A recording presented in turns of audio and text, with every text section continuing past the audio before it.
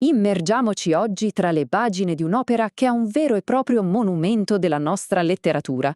Una storia che si apre in una quiete quasi irreale, ma che ben presto scatenerà una tempesta di passioni, di ingiustizie e soprattutto di fede. Ecco, è proprio questa la domanda che pulsa, silenziosa, fin dalle primissime righe. Un contrasto, vedrete, che diventerà il cuore pulsante, il motore di tutta la narrazione. Prima ancora di farci conoscere i protagonisti in carne ed ossa, Manzoni ci presenta quello che è il vero primo personaggio della sua opera, il paesaggio. Un luogo questo di una bellezza così profonda, così serena, da sembrare quasi un riflesso del divino sulla terra. E chi non conosce queste parole è uno degli incipit più famosi al mondo. Con questa frase veniamo immediatamente trasportati lì, in un mondo che sembra quasi sospeso nel tempo, un luogo di una tranquillità maestosa. E lo sguardo spazia, si allarga su una scena vastissima.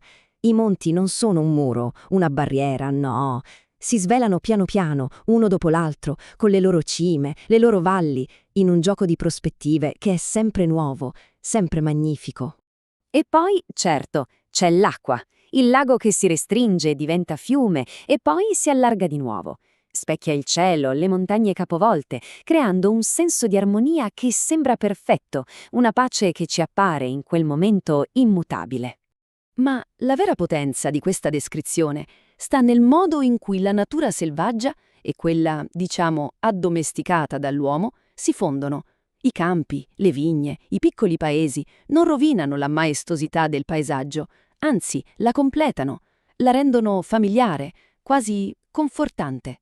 Ed è proprio in questo scenario quasi idilliaco che incontriamo il nostro primo personaggio. Attenzione, non è un eroe, né tantomeno un avventuriero. È un uomo semplice, la cui vita è un sentiero già battuto, una sequenza di gesti del tutto prevedibili. La data è precisa, quasi un atto notarile. Lui è Don Abbondio, il curato del paese, e sta compiendo il suo piccolo rito quotidiano, un'abitudine che, di fatto, è il fondamento della sua esistenza tranquilla.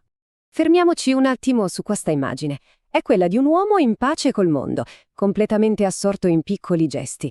La sua attenzione è tutta lì, per i sassi sulla strada e per i colori del cielo.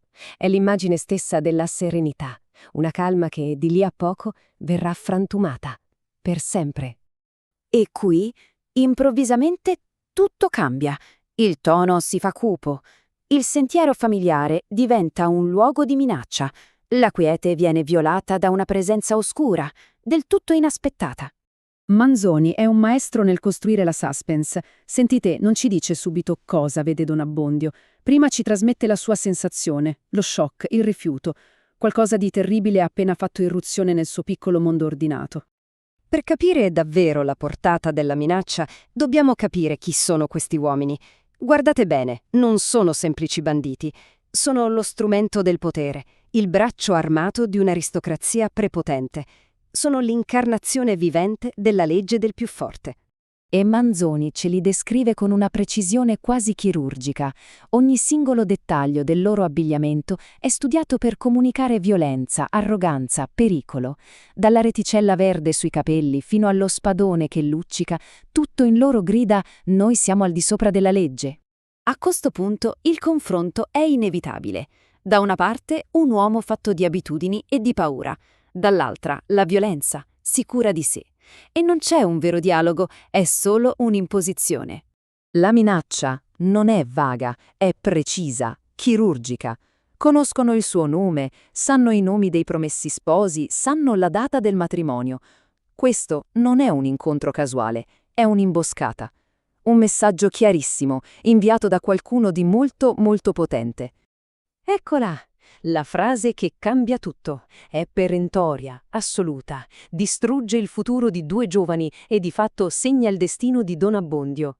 Quel «né mai» è una condanna senza appello che rimbomba nel silenzio della sera. E in questo preciso istante la paura di Don Abbondio smette di essere la debolezza di un singolo individuo e diventa il simbolo della condizione di tutti gli inermi, di tutti i deboli. È la domanda fondamentale che l'intero romanzo poi cercherà di esplorare. Per capire fino in fondo il terrore di Don Abbondio, dobbiamo allargare lo sguardo. spostarci da quel sentiero di campagna alla società del Seicento.